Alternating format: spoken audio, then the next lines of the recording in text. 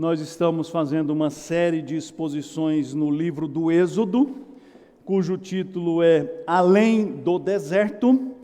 O objetivo dessa série é falar sobre essa grande jornada descrita no livro do Êxodo, que não é uma jornada épica para Hollywood produzir filmes, mas é uma intervenção graciosa de Deus, libertando o povo do cativeiro. E ao libertar aquele povo do cativeiro egípcio, o povo de Israel, Deus estava dando a mais extraordinária, mais clara ilustração e demonstração da obra salvadora que Ele realiza neste mundo.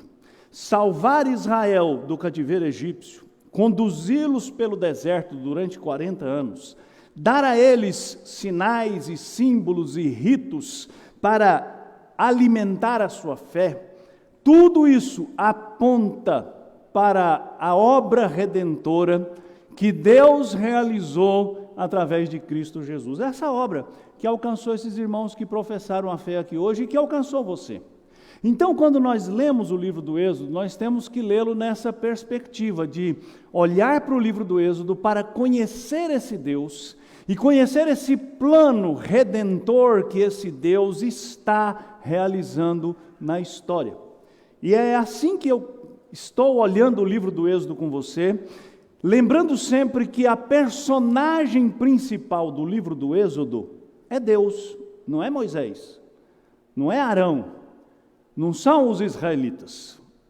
O livro do Êxodo é o livro que conta a história do que Deus fez na vida daquelas pessoas, assim como o Evangelho é a boa nova do que Deus faz para resgatar um pecador das trevas e trazê-lo para a luz. O Evangelho de Jesus Cristo não diz respeito ao que você deve fazer para ser salvo, mas diz respeito ao que Deus fez para salvar você. E o que Deus fez para salvar você está anunciado no livro do Êxodo. Então, hoje nós vamos falar sobre mais uma maneira pela qual Deus se deu a conhecer, e o título da nossa mensagem de hoje é Deus Provedor. Talvez você pense assim, mas semana passada a gente não terminou a mensagem que era Deus Providente? Providente e provedor não são a mesma coisa? São quase a mesma coisa. Eu vou tentar mostrar para você a diferença. E eu quero então ler, aqui a título de introdução, capítulo 15, do verso 22 até o verso 27. Mas a sua tarefa de casa é ler Êxodo 15, 22, até o final do capítulo 18. Então, a nossa mensagem de hoje vai cobrir todo esse trecho da Escritura Sagrada, onde eu proponho que Deus se revela como provedor. Diz assim: fez Moisés partir a Israel do Mar Vermelho e saíram para o deserto de Sur. Caminharam 3 dias no deserto e não acharam água. Afinal, chegaram a Mara. Todavia não puderam beber as águas de Mara, porque eram amargas. Por isso, chamou-se-lhe Mara. E o povo murmurou contra Moisés, dizendo: que havemos de beber? Então, Moisés clamou ao Senhor, e o Senhor lhe mostrou uma árvore. Lançou a Moisés nas águas, e as águas se tornaram doces.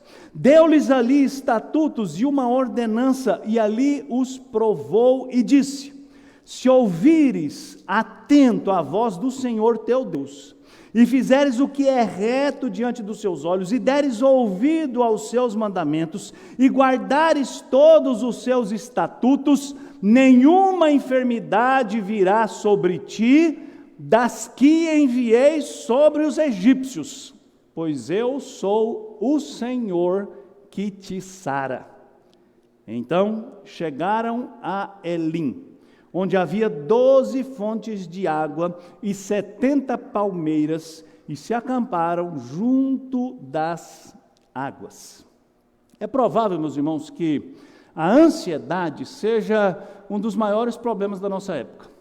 Eu sei que aqui ninguém sofre de ansiedade, mas eu quero falar sobre isso para que você possa ajudar alguém que porventura você encontre e sofra de ansiedade. E ansiedade nada mais é do que aquela preocupação exagerada, aquele cuidado exagerado, aquele interesse superlativo, e quase sempre esse cuidado, essa preocupação e esse interesse diz respeito às coisas que se restringem a esta realidade material em que nós vivemos. Muita ansiedade é causada somente pelo medo de não ter os recursos necessários quando você precisar deles. Seja esses recursos a saúde, seja o recurso financeiro, seja a capacidade intelectual, seja a formação acadêmica, não interessa.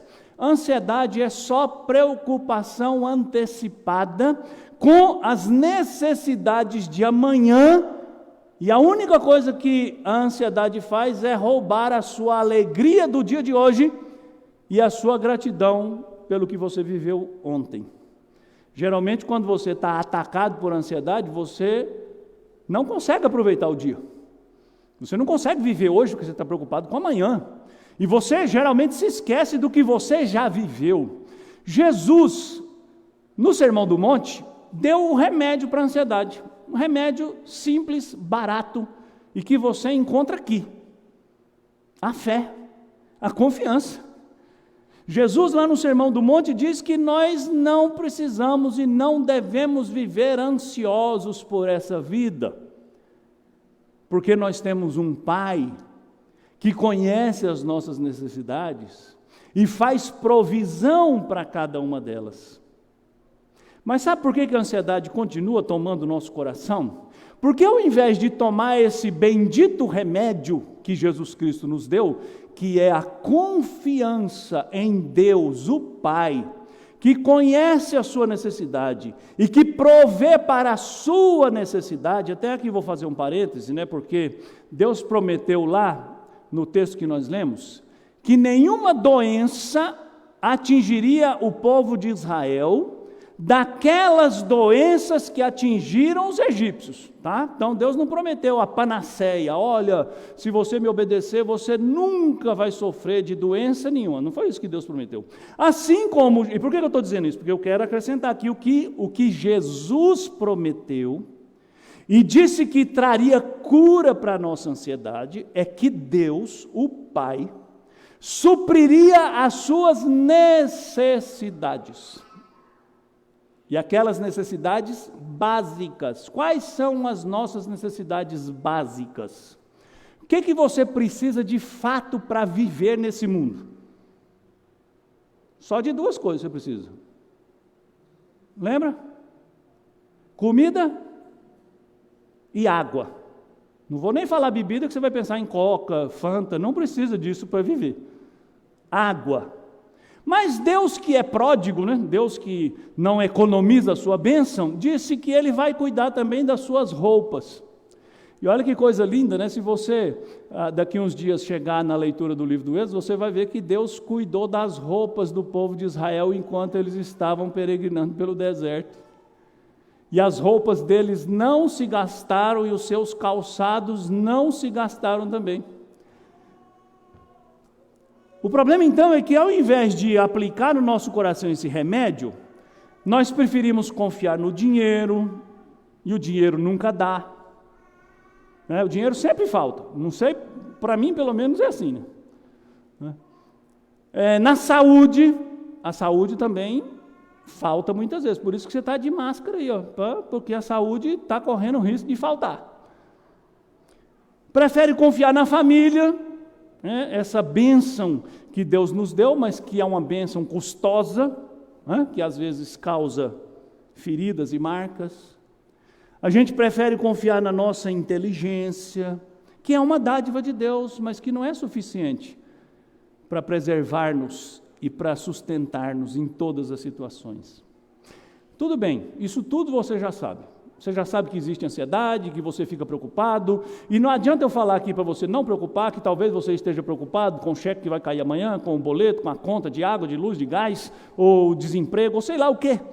A pergunta que eu preciso tentar responder com você aqui é como esse Deus se revelou, de tal maneira que você se sinta estimulado a aplicar no seu coração esse remédio que Jesus nos deu. Confiar nesse Deus que é provedor.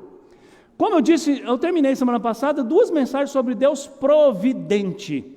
A providência de Deus, como eu tentei mostrar aqui, é aquela parte da doutrina que nos ensina que o Deus criador dos céus e da terra também é o Deus que sustenta todas as coisas e dirige todas as coisas para o fim que Ele determinou. Por isso, naquelas 2 mensagens, nós falamos que Deus escolheu o caminho para Israel, Deus escolheu o substituto para Israel, Deus escolheu a maneira como Ele ia conduzir Israel pelo deserto, e entre as ações providenciais de Deus está um capítulo, que é a provisão. Esse Deus que dirige tudo é também o Deus que provê, que dá, que sustenta, que alimenta o seu povo daquilo que é necessário para que o seu povo sobreviva.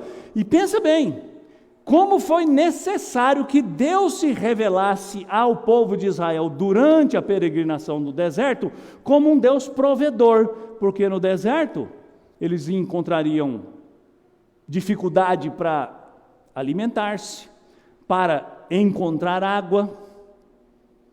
Por isso que o texto que está baseando a nossa mensagem de hoje fala de como Deus proveu água, como Deus proveu alimento, como Deus proveu vitória, como Deus proveu direção.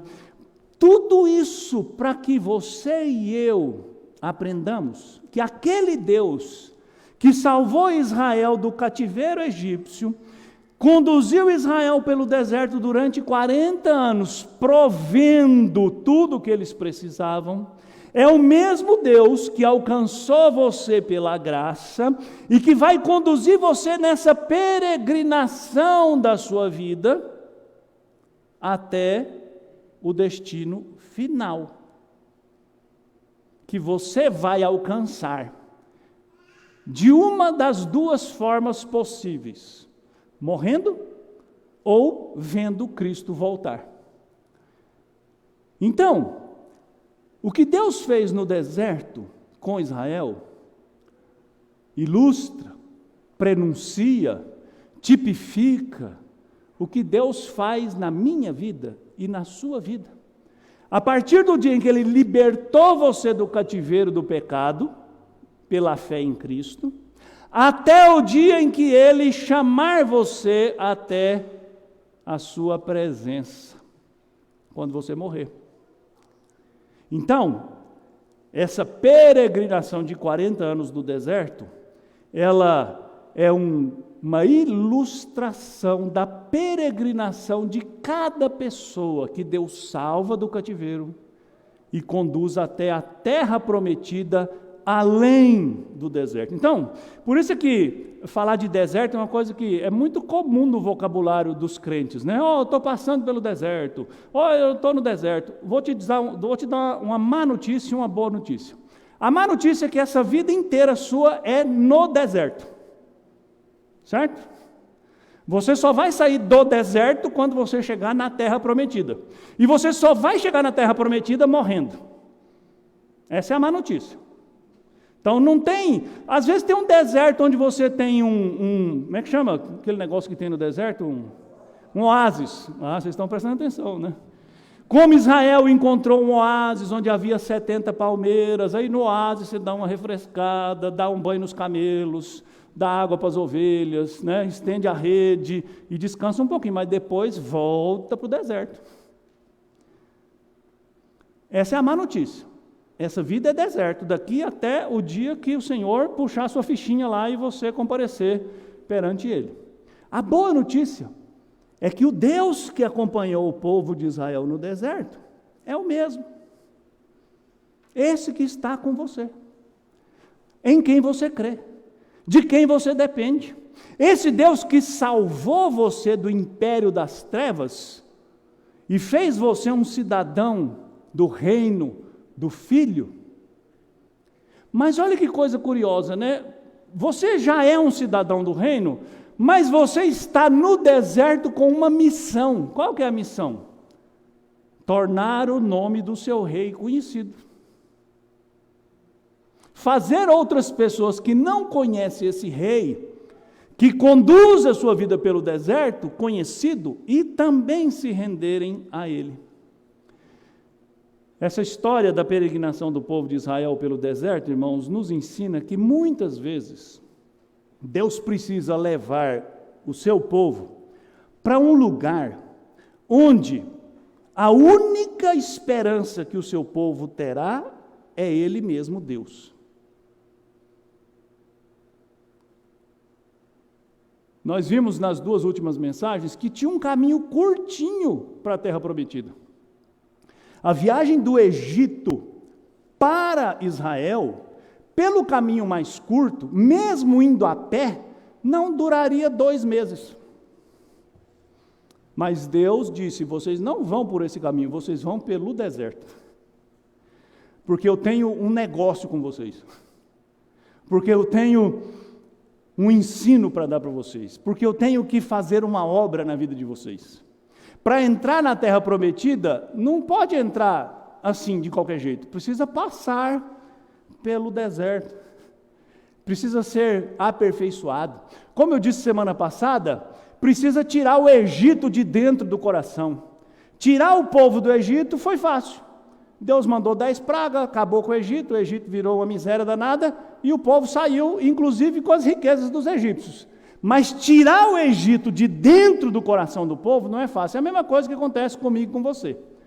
Crer em Cristo como Salvador é fácil, é uma bênção, é um privilégio, mas abandonar os falsos deuses, o dinheiro, o prazer, tudo aquilo que o nosso coração deseja, exige que Deus vá trabalhando na nossa vida dia a dia.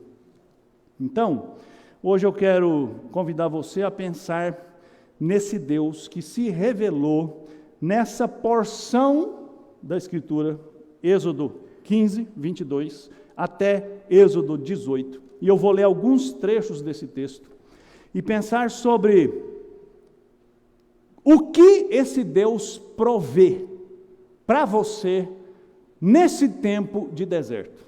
Primeira coisa que Deus provê para você é sanidade. Deus, o Deus que nos salvou, é o Deus que cura.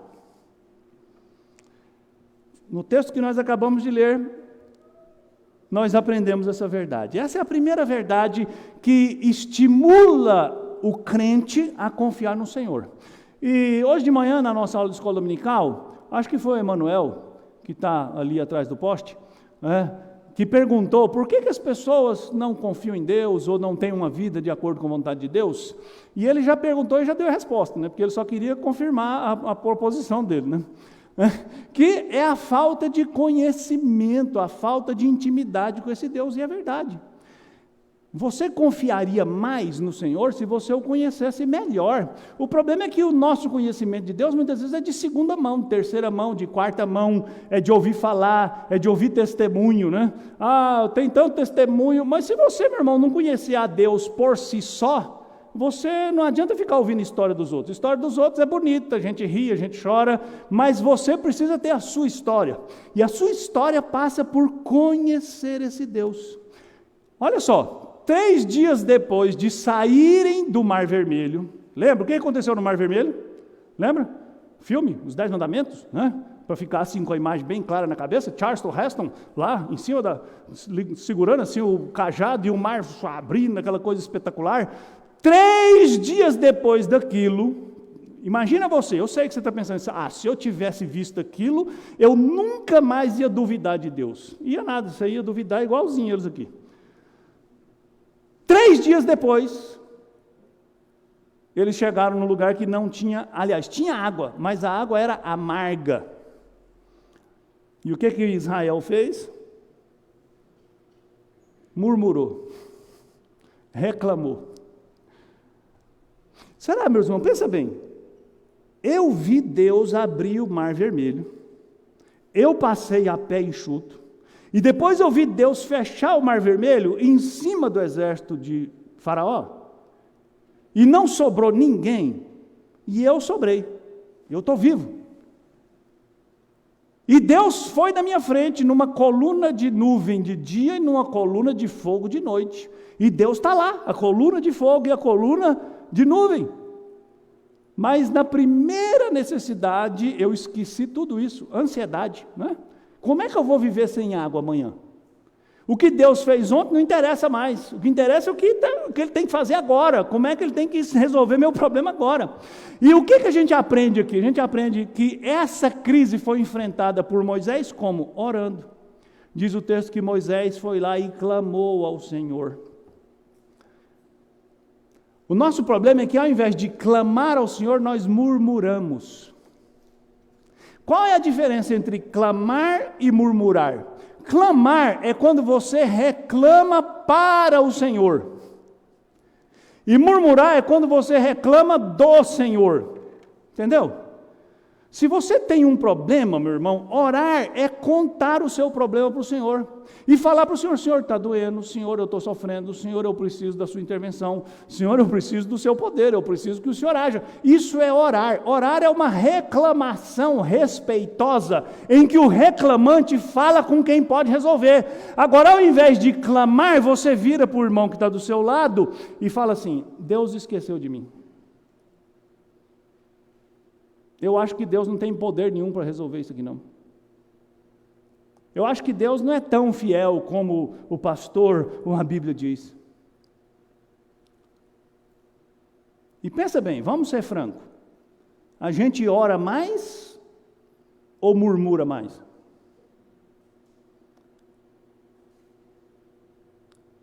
Ao invés de murmurar, como o povo estava fazendo, Moisés levou o problema para quem podia resolver.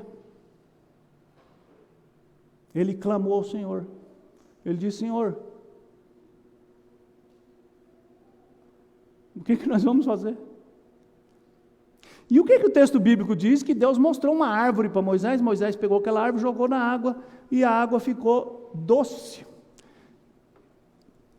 Moisés usou recursos disponibilizados pelo Senhor. Sabe, irmãos, muitas vezes nós queremos que Deus faça um milagre extraordinário, tipo abrir o Mar Vermelho. Mas muitas vezes o milagre que Deus vai fazer é te mostrar os recursos que estão ao seu alcance e que você não conhece, ou que você não está usando, ou que você não quer usar. Não estou dizendo que não houve um milagre ali, houve um milagre, mas houve um milagre que Deus operou através de um instrumento. Talvez aquela árvore tivesse um componente químico, eu não tenho nenhuma dúvida e nenhum problema de acreditar nisso, que Deus usou aquela seiva daquela árvore para purificar aquela água. E isso se tornou um símbolo do fato de que Deus, muitas vezes para curar, para sanar, para dar sanidade para a sua vida, não precisa abrir o mar, Ele só precisa abrir os seus olhos, só precisa abrir sua mente, só precisa fazer você olhar para o lado. Às vezes o recurso está ali do seu lado, mas você não enxerga. Às vezes os meios estão já disponíveis, mas você não os quer, você quer o extraordinário, você quer o espetacular, você quer o inusitado. Mas Deus, irmãos, trata conosco muito mais através das coisas corriqueiras do que das coisas extraordinárias. Eu não tenho nenhuma dúvida que é Deus que sustenta todos nós, mas como Ele nos sustenta? Através do trabalho, através da nossa saúde, pela qual nós podemos trabalhar. E sabe, Deus dá exatamente o que é preciso. E qual é o paralelo que eu vejo do que Deus fez ali com o que Deus fez em Cristo? Cristo, se você ler os evangelhos, você vai ver que durante o ministério terreno, Jesus saiu por todo lado curando as pessoas. E quando Jesus curava as pessoas, o autor do evangelho Mateus, por exemplo, citou Isaías 53 e disse: olha, Jesus curava as pessoas para se cumprir o que foi dito pelo profeta Isaías. Ele tomou sobre si as nossas enfermidades e Ele curou as nossas doenças. E curar as doenças físicas, irmãos, que Jesus fez, era apenas uma maneira de mostrar que Ele tem o poder de curar a pior de todas as doenças, que é o pecado. Sabe por quê? Por mais saúde que você tenha nessa vida, essa saúde não vai durar a vida inteira, né? E é engraçado isso, né? Que todo crente quer ir para o céu, mas não é hoje, não é de Covid e não é de doença nenhuma. Mas parece que a gente tem que morrer assim, que nem passarinho, né? Você está assim, voando e... A má notícia é que a maioria das pessoas não morre assim. A maioria das pessoas morre no hospital, morre de uma doença grave, morre vitimada por um acidente. Mas isso não pode tirar de nós a cura, a maior de todas as curas que Deus já realizou no coração de quem crê, que é o perdão dos pecados, que é dar a vida eterna. Essa sanidade que Deus dá, ela é soberana. Deus usa os meios que Ele quer. Ele usou aquela árvore para purificar aquela água, como Ele usa as pessoas ao seu redor para tocar o seu coração. Essa é uma saúde plena. O texto diz que as águas que eram amargas, que inclusive deram nome àquele lugar, né, o lugar não chamava Mara, o lugar não tinha nome. Quando Israel chegou e as águas eram amargas, o povo batizou aquele lugar com o nome de Mara, que significa amarga, intragável. Mas o texto diz que depois da intervenção de Deus, as águas ficaram doces, agradáveis. Quando Jesus, da mesma forma, toca a nossa vida, a vida que era amarga fica doce. E a graça dele nos sustenta. E olha que coisa interessante, né? Deus prometeu que se o povo ouvisse a sua voz, se o povo prestasse atenção nos seus mandamentos, Ele permaneceria com eles, como o Deus que sara, o Deus que cura, o Deus que dá sanidade. E durante o seu ministério, Jesus fez uma promessa maravilhosa. Jesus disse assim, e João registrou no seu evangelho, no capítulo 14, versículo 23, se alguém me ama, guardará a minha palavra, e meu Pai o amará, e viremos para ele e faremos nele morada. Já pensou que maravilha é isso? Deus Todo-Poderoso morar na sua vida. Ser o seu companheiro. Estar com você sempre. Curando as feridas, as marcas, as dores, as enfermidades todas da sua alma. Quem não quer isso? Segunda verdade, Deus provê nutrição. Capítulo 16 é aquele capítulo que conta a história do maná e das codornizes. Eu não vou entrar em muitos detalhes do que era o maná. Está aí no texto, né? Deus nos alimenta com o pão do céu. E Deus alimenta de maneira abundante. E eu vou usar a palavra pão aqui no sentido mais pleno dessa palavra. Pão é o alimento que sustenta a nossa vida. E olha que coisas maravilhosas esse texto diz. Você vai ter que ler depois, hein? Para ver se o que eu estou falando é assim mesmo. Curiosamente, no capítulo 16, Deus não esperou Moisés orar. O povo murmurou, e Deus se levantou e falou para Moisés, eu vou mandar um pão do céu. O povo reclamou que não tinha carne, Deus diz, eu vou mandar codorniz. De manhã o povo vai comer pão e de tarde o povo vai comer carne. E era tanta fartura que se depois você for lá para o livro de Números, capítulo 11, Deus diz assim, eu vou mandar carne para esse povo, e não vai ser um dia, não vai ser 2, não vai ser 3, não vai ser 4, vai ser um mês, e eles vão comer tanta carne que vai sair carne pelo focinho, pela orelha, pelo nariz, a ponto de eles falarem, não aguento mais carne de codorna. né? Então, olha só, né? Essa comida aqui é chique hoje, cara, né? Vai comer no restaurante chique, codorna, né? Restaurante chique é assim, você paga muito e come pouco, né? Porque a codorna você tem que comer pelo menos uma meia dúzia para encher a barriga, né? Mas se você pedir uma codorna, vai vir uma só, assim, com aquelas coxinhas magricela. E Deus alimentou o povo. E sabe,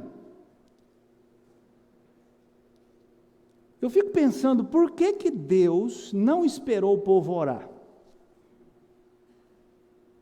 Por que Deus tomou a iniciativa?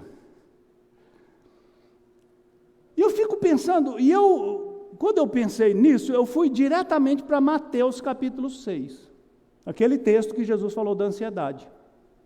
E lá naquele texto que Jesus falou da ansiedade, Jesus disse assim: não vos inquieteis, perguntando, que comeremos, que beberemos, o que vestiremos? E aí Jesus mesmo dá a resposta, no verso 32 de Mateus 6.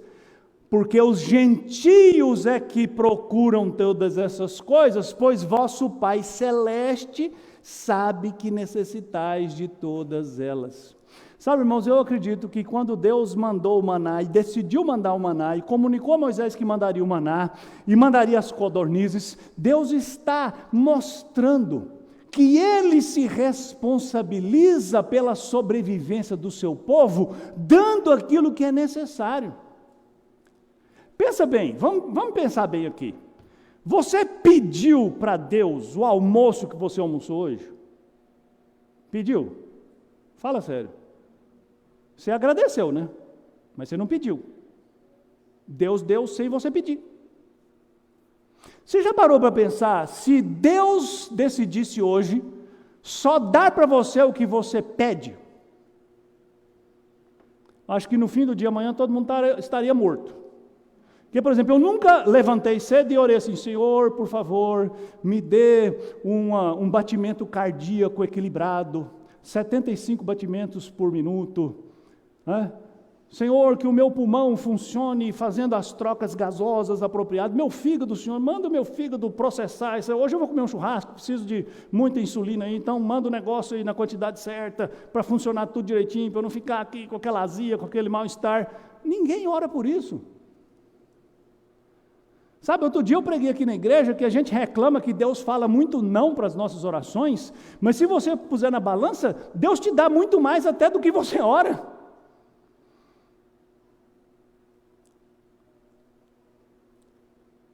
E Deus fez uma provisão abundante.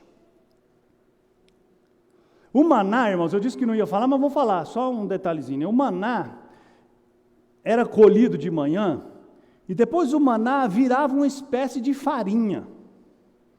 E aquela farinha podia fazer pão, podia fazer bolo, podia fazer rosca, podia fazer suco, podia fazer maná recheado com maná, codorna recheada com maná, maná frito, maná cozido, cozido na água, frito, assado no forno.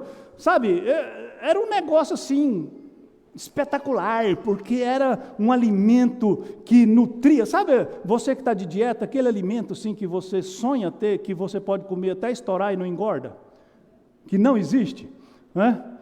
Mas eu imagino que o maná era uma coisa assim, porque o texto bíblico diz que o povo colhia e nem faltava e nem sobrava.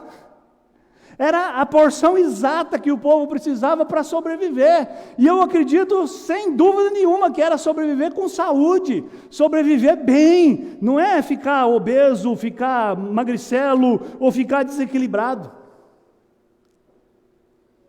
Sabe que coisa extraordinária, meu irmão?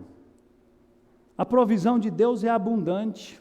E sabe que coisa extraordinária? Mais extraordinária ainda é o que Jesus disse lá no Evangelho de João. E João registrou no capítulo 6, versículo 32, que não foi Moisés, olha o que Jesus diz: não foi Moisés quem vos deu o pão do céu. O verdadeiro pão do céu quem dá é meu Pai.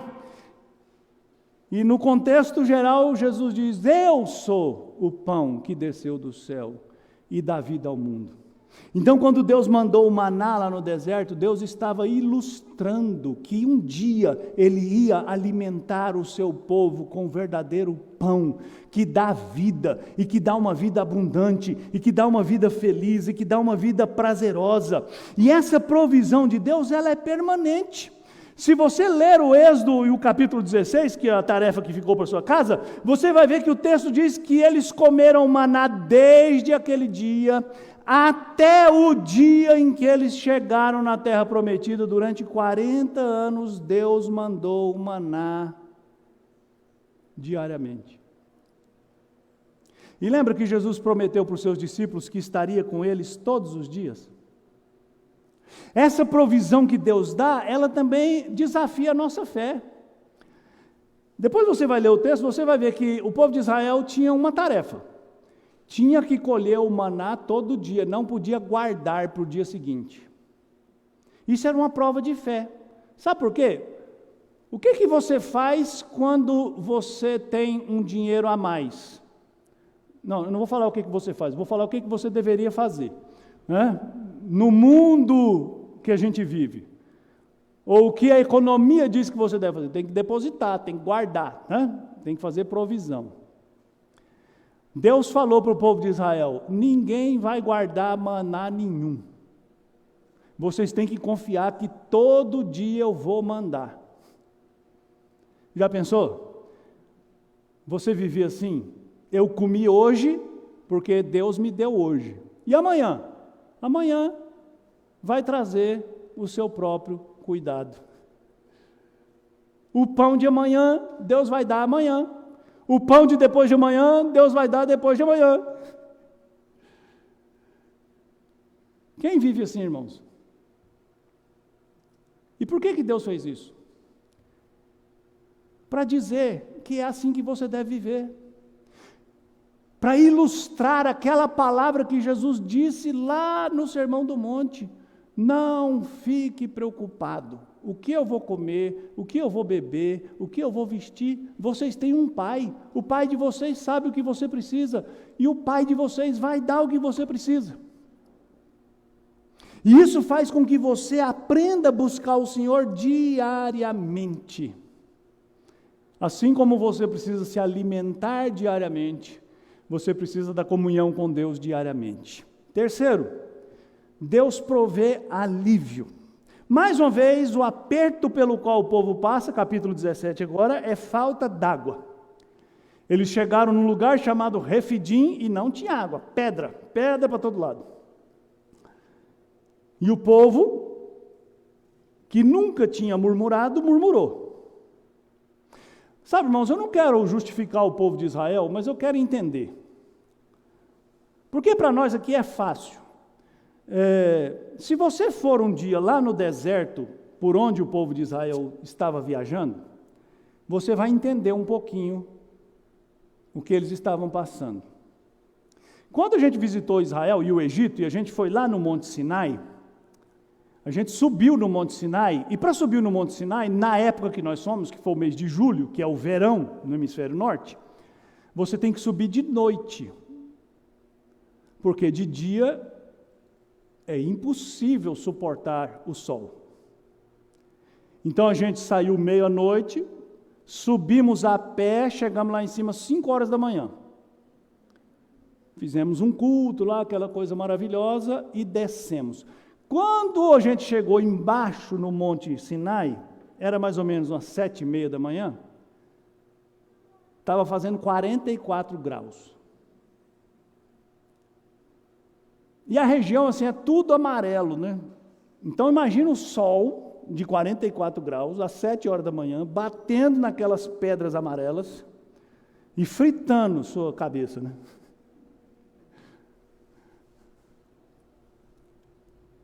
Fica tranquilo, viu? Quem vai para Israel em julho do ano que vem, não vai para o Egito. Então, eu entendo que aquele povo estava sofrendo.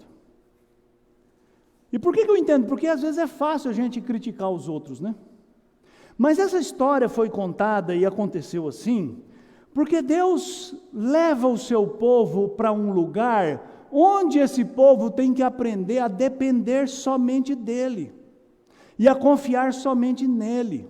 Deus muitas vezes leva você para situações extremas, para você parar de buscar alívio fora dele, e você buscar alívio nele. Há certas bênçãos que Deus decide dar a nós através das nossas orações, e por isso Moisés clamou ao Senhor de novo.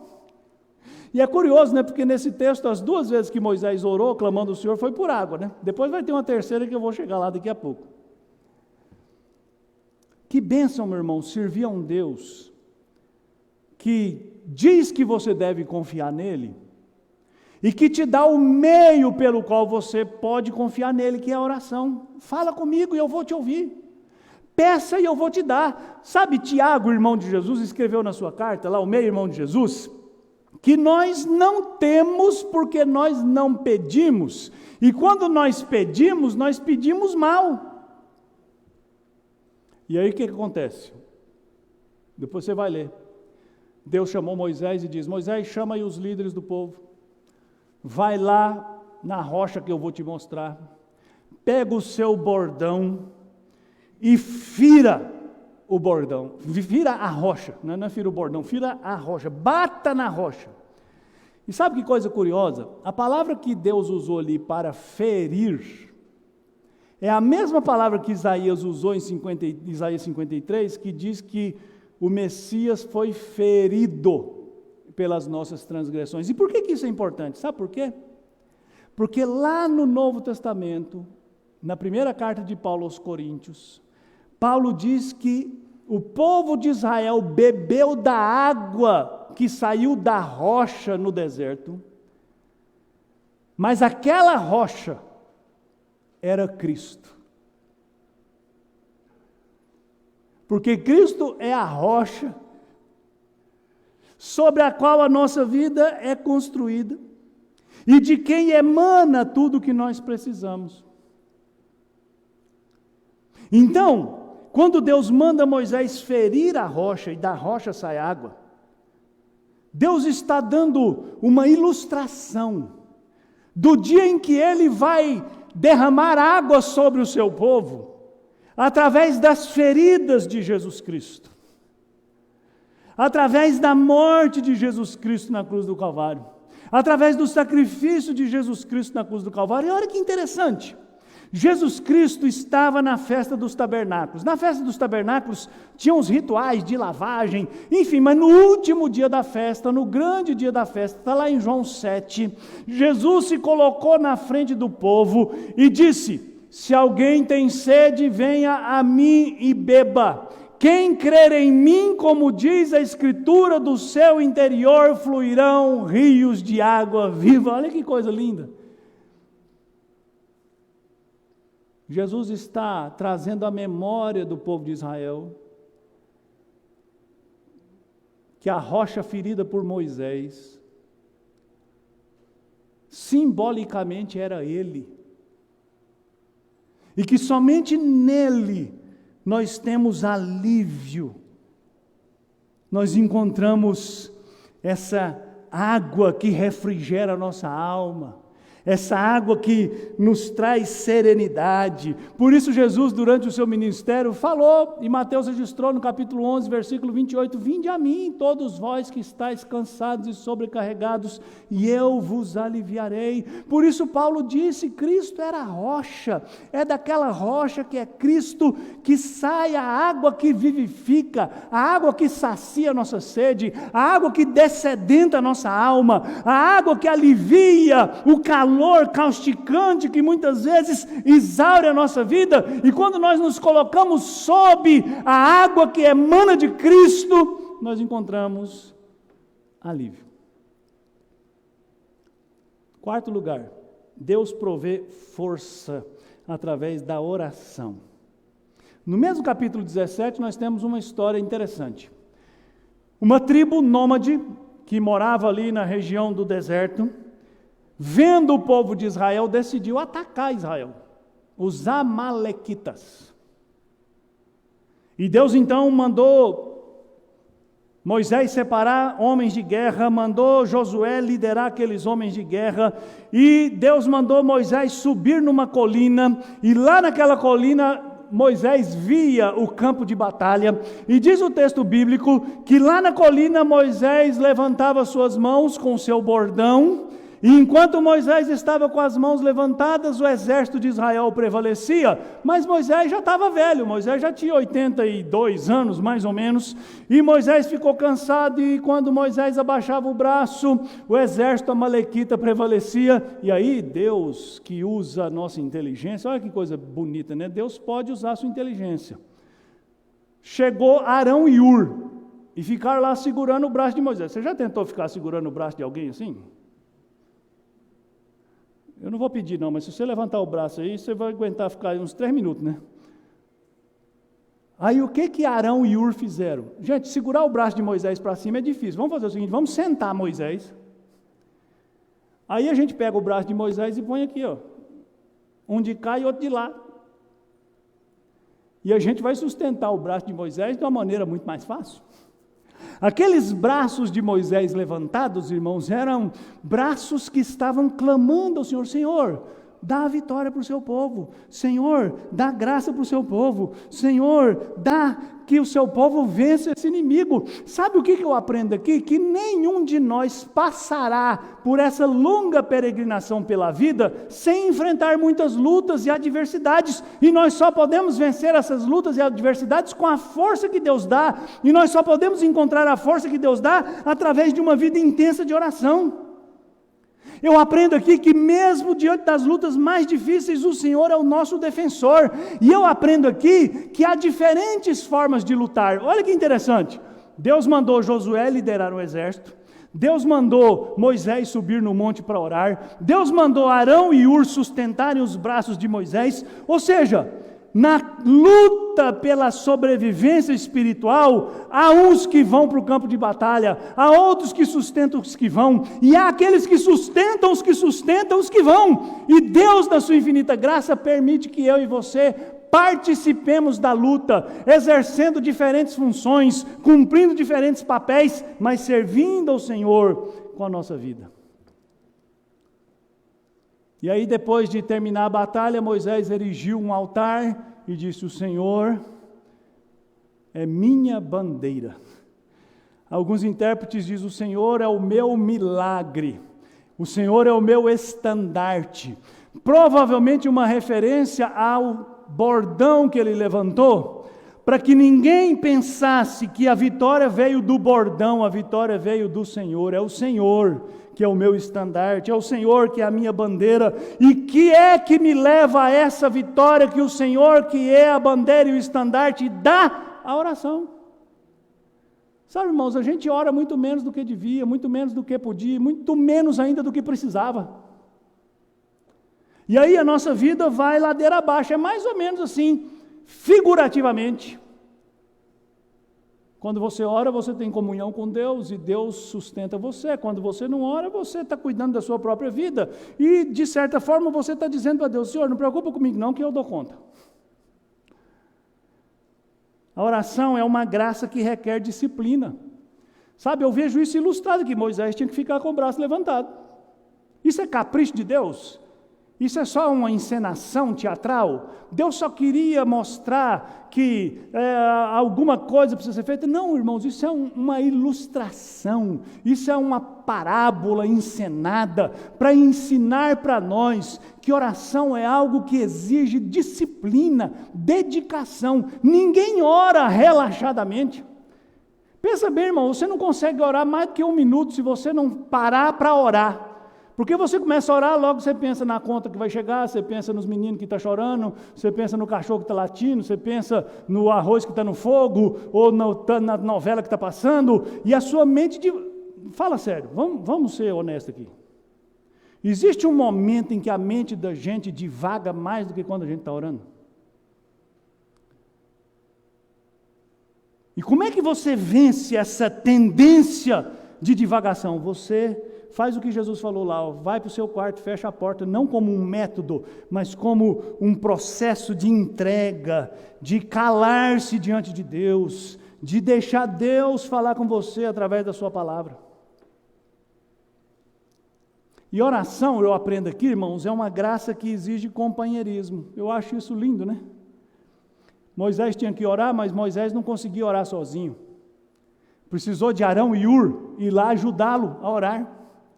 E aí eu vejo Jesus Cristo, lembra Jesus Cristo no jardim do Getsêmani, na noite que foi preso? Lucas diz que ele estava angustiado até a morte, tão angustiado que o suor dele se transformou em gotas de sangue. E diz o texto bíblico que Jesus chamou Pedro, Tiago e João e disse: vem aqui, orem comigo porque eu estou desesperado.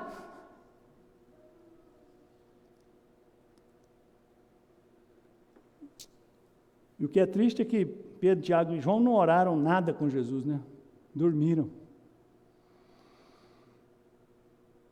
Mas o escritor sagrado, inspirado pelo Espírito, quis que isso ficasse registrado. Não para te justificar quando você dorme, quando devia orar, mas fazer você pensar como a oração deveria ser levada mais a sério. E deveria ser praticado com maior dedicação.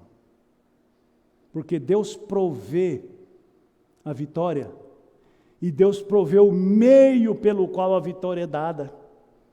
E nessa passagem, esse meio é a oração. Se você for lá para Efésios capítulo 6, você vai ver que Paulo diz que nós estamos numa intensa luta. E não é contra carne e sangue, não é contra homens, não é contra sistemas de governo, mas é contra as forças espirituais que atuam nesse mundo. E Paulo diz que para vencer essa luta você tem que se vestir da armadura de Deus, e lá no final, depois de descrever a armadura de Deus, Paulo termina dizendo assim: com toda oração e súplica.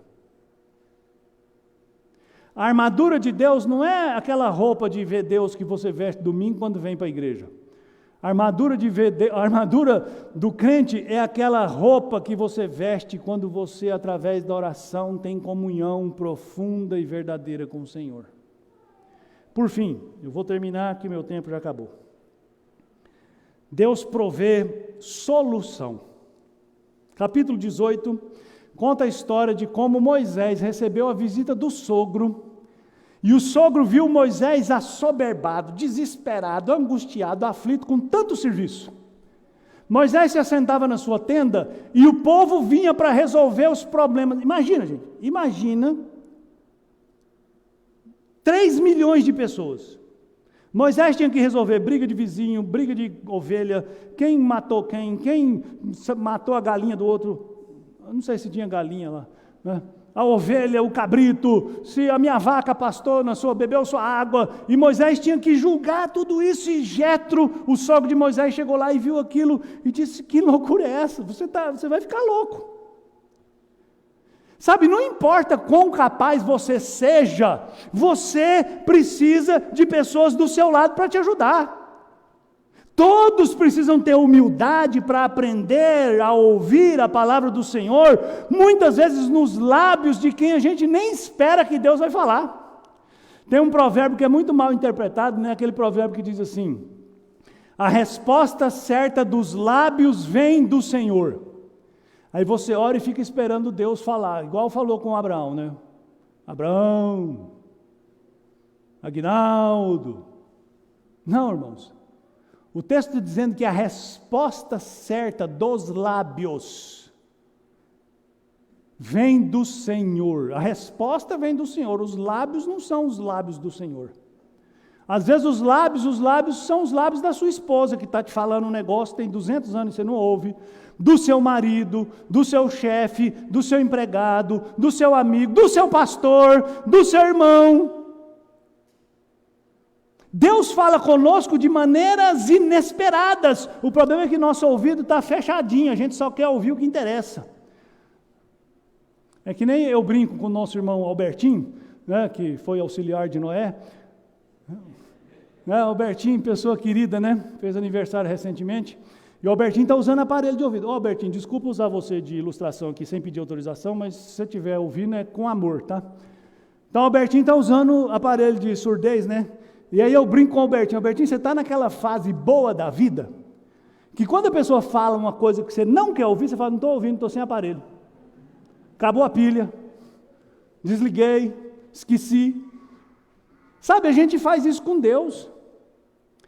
Deus está gritando no ouvido da gente, através do irmão, através do marido, através do filho, através do pai, através da esposa, através do irmão, e você está fingindo, não, estou esperando Deus falar comigo. Moisés ouviu o seu sogro. Moisés tinha que ter o coração bom, né, para ouvir o sogro, né? Um sogro que chega de fora dando palpite. Olha que coisa impressionante, né? Mas Moisés ouviu, Moisés atendeu, porque Moisés aprendeu que muitas vezes as soluções que Deus traz para a nossa vida precisam primeiro quebrar o nosso orgulho.